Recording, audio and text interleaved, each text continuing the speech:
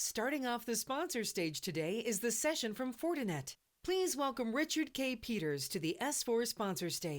Rick Peters. I'm the Director of Operational Technology Global Enablement for Fortinet. A fancy title says, hey, I'm part of a team that's really responsible for evolving what we're trying to accomplish in the solution space.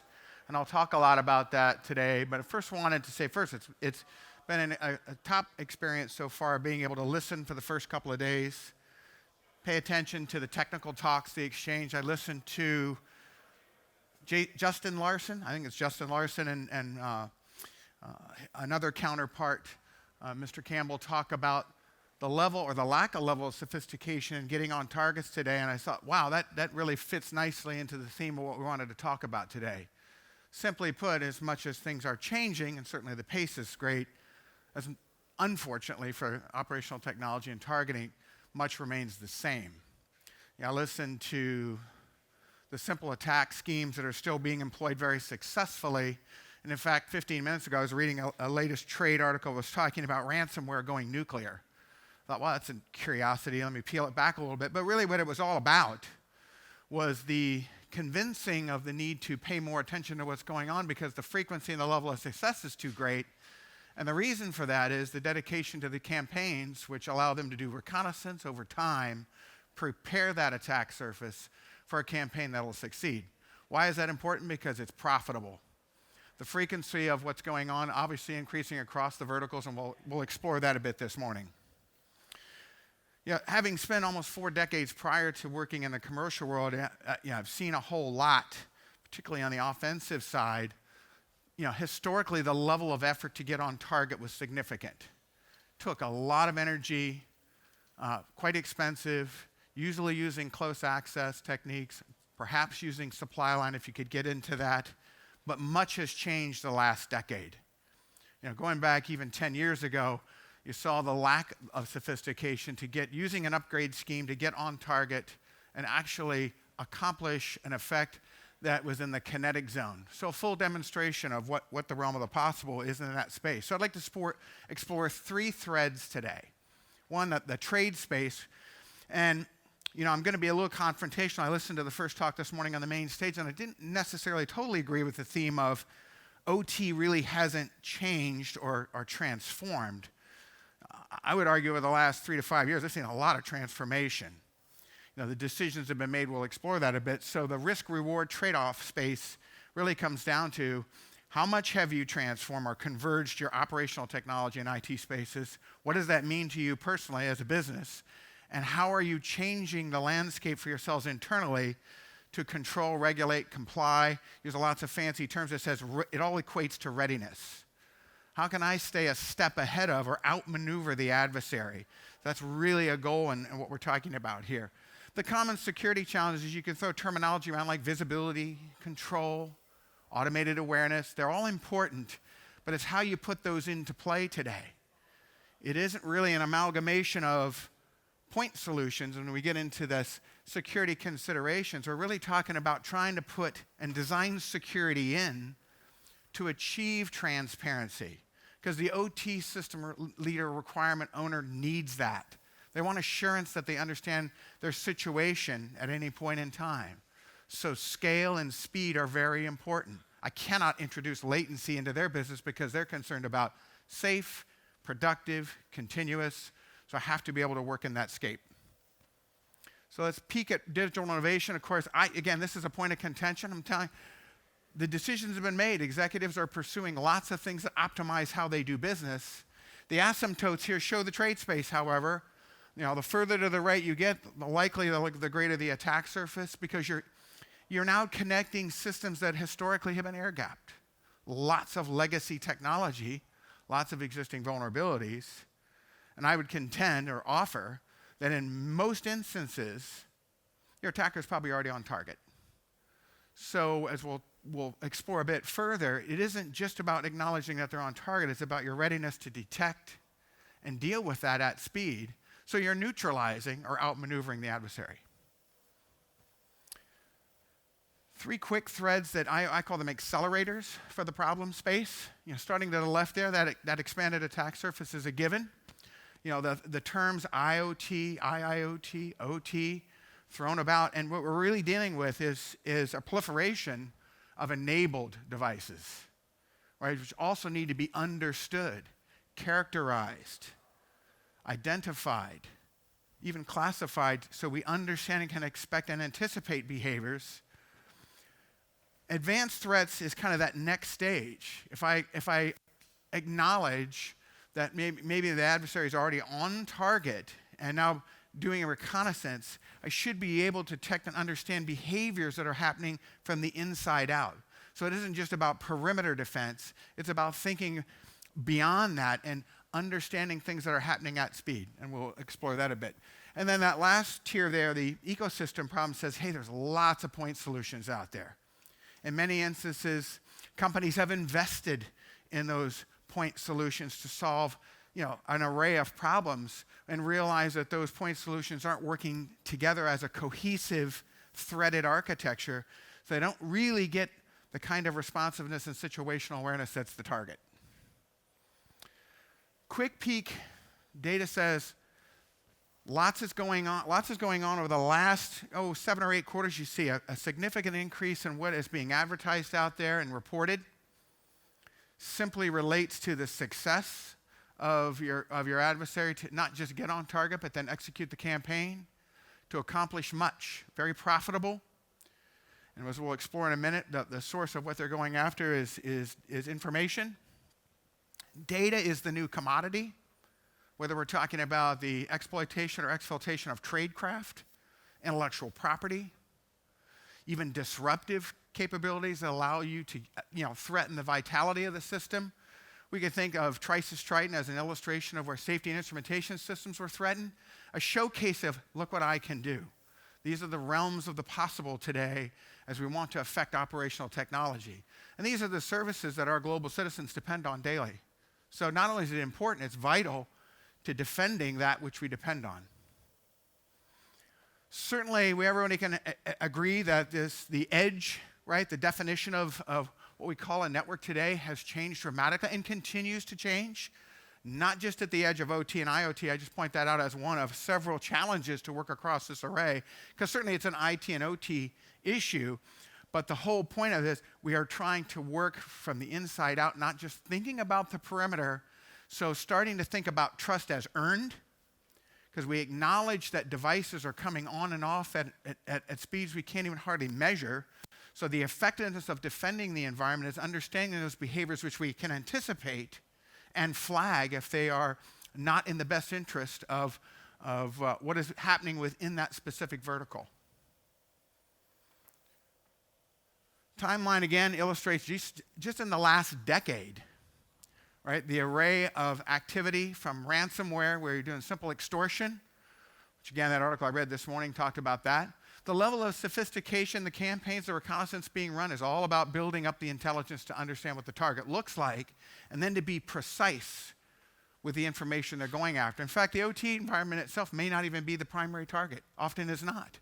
It's a leaping point to go where you ultimately want to be, because that's going to allow you to exfiltrate perhaps the intellectual property that's most valuable. But that does take some work on the front end. But if I'm already pre-positioned on target, now I do a privilege escalation, I'm able to move within the environment and get away. I'm either moving east, west, north, south, or both, and I'm finding my way to my destination I don't want to get to. And if you're not detecting, if you're not stopping, quarantining, analyzing those behaviors, you're going to find yourself in a position of chasing. And of course, that's never optimal for operational technology, because now you're threatening operations. Threatening operations means you're threatening safety. All that equates to a loss. And the numbers, as you can see here, get very large very quickly.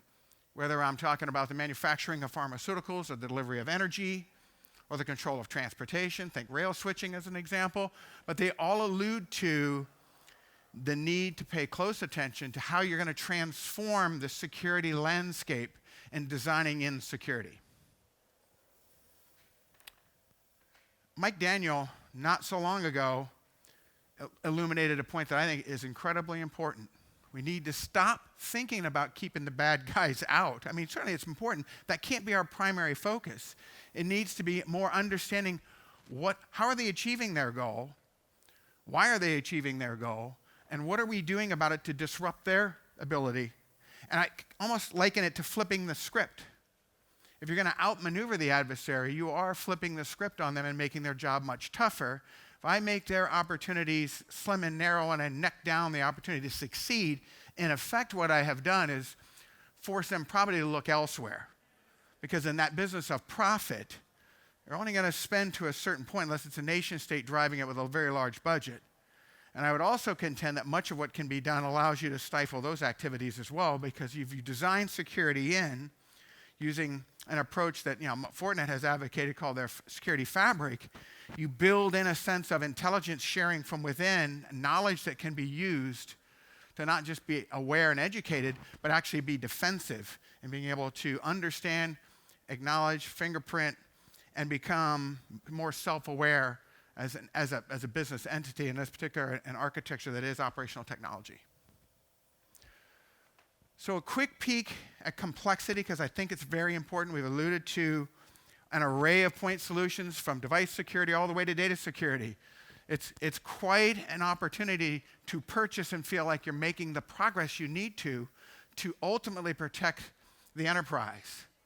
The OT assets, those things that are most principally important.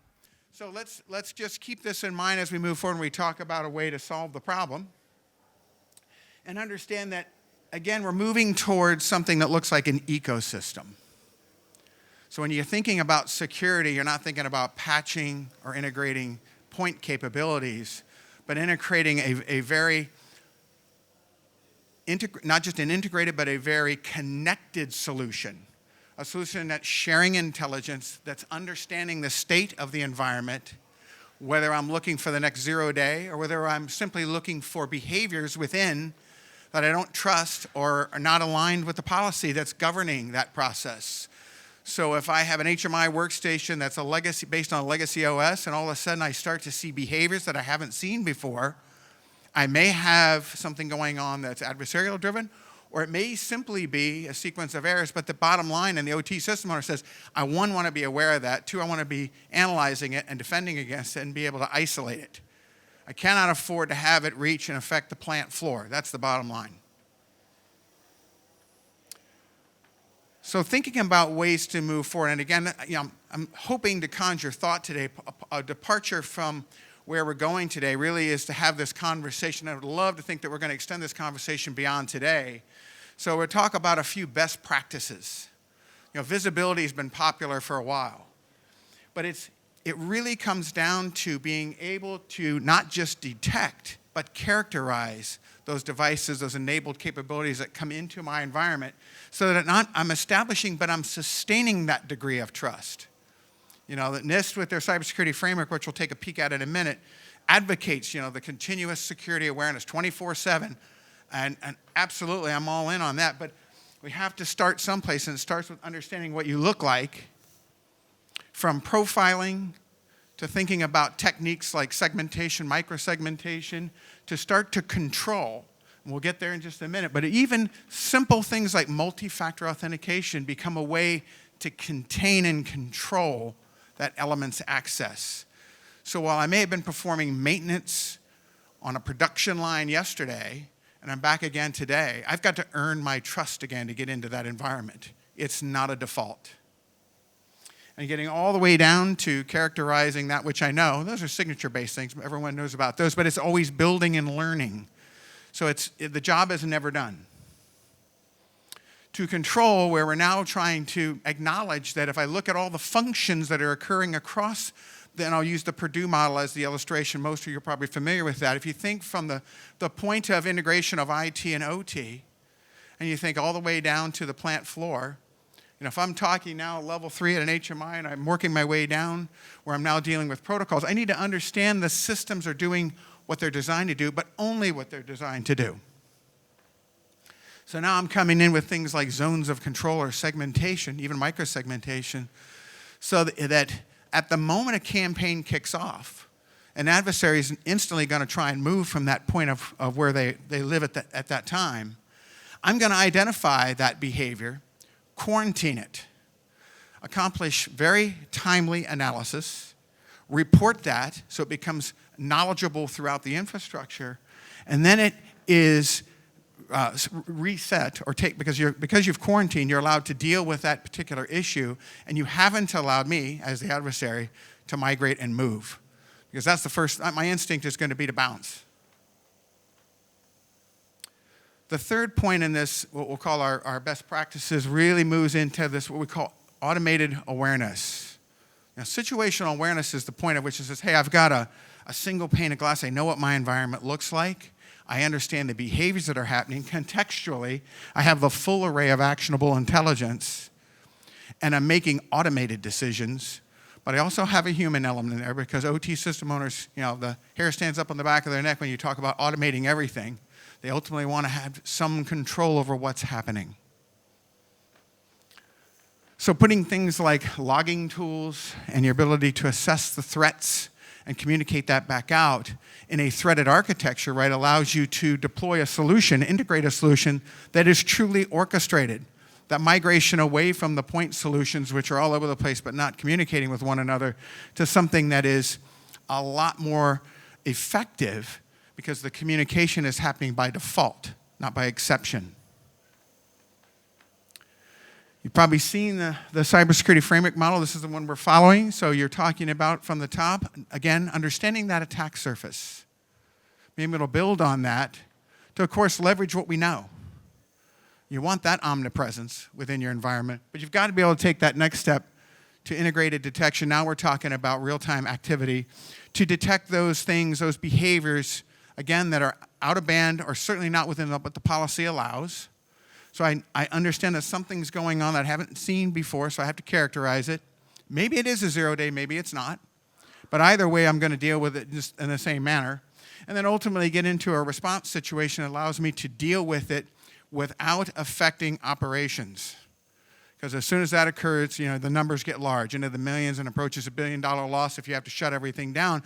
And what we've learned over the last year and a half, when we look at these case studies, is often the discovery occurs at a point long after the campaign's been executed. So the migration's already happened, the replication's already happened, and so the frustrated OT client has to shut things down. And without naming names, you can read all about the case studies, which, again, cover the full transom of intent. From just pure profit through extortion all the way to the kinetic. And we have to care about these things because they're what keeps businesses going. It's not just the delivery of services, it's your reputation. It's what sets you apart from your competition. So that intellectual property is indeed everything. And then automating that process so that it's continually happening 24/7 says, I'm never turning a blind eye to what's happening, because I know this domain is changing. I understand the number of devices that I'm touching, connecting to is constantly changing.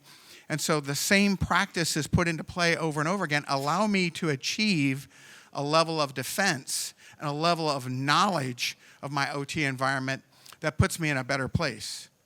Not perfect, but again, I'm constantly learning. So the approach that Fortinet is advocating is a community one. It simply states this: our way forward as a community, and listening to this over the last 2 days reaffirm that, there's a need for partnership, collaboration, an acknowledgement of this as being as a complex landscape, realizing that you can't be too prescriptive with the way forward. Our verticals are different. If I'm talking about a manufacturing line versus a transportation challenge, say with the airlines, or I'm talking about a distribution of an energy, on the attack on a grid, I've got different problems, but the baseline of the architecture, thinking again back to the Purdue, allows me to have a well-understood framework so we can work from that.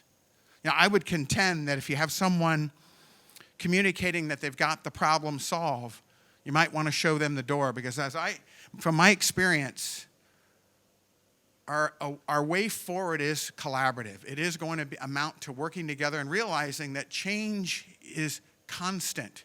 Our ability to work and collaborate allows us to take a look at what the latest and greatest changes look like from a threat perspective and be able to fine-tune that threaded, or what I call the fabric architecture that we're comfortable with communicating at Fortinet, and continuing to evolve that solution. It's never static. The playbook our adversary uses is unlimited. ethics are out the door. So we know that. So we can sit back and we can surmise that, it's not a fair game. Well, in fact, it's the greatest cat and mouse game played since it started. The history and the promise today is our ability to move forward smartly and work as a community to defend these things, to defend these enterprise activities that are vital to our way of life. So this isn't just another attack. This isn't just another attack surface. This becomes a challenge that we really, truly benefit from working collaboratively. Edmund Burke said it best. If you want to stand fast, you paint a bullseye on your back. You become another target. Had opportunities to sit down with boards of directors and a number of instances. And in most instances, you're hearing questions like, well, who cares? Who's after me? What should I be worried about? The questions that need to be asked are, how certain am I of the integrity of my environment? How current or how connected are the point solutions within my environment? If I were to do a survey today, would I have 100% accuracy from a visibility perspective that I understand everything that's connected and the associated trust tied to those elements? Do I sleep well at night? If I'm managing oil rigs, am I feeling comfortable with the integrity of those environments on offshore wells? How do I build or buy into an environment that delivers that confidence that I understand the state of my system, my OT system at any point in time? So that's our thought today. Again, I would challenge all of you to reach out. Let's connect. You have my information to reach out and dialogue with me further. We've got a team of experts at Fortinet that are all solution focused. It is about building a way forward and understanding that the solutions are going to vary based on the target opportunity and the maturity of that client. We recognize and have built into our approach an API that allows us to design in with others because it's the smart way forward.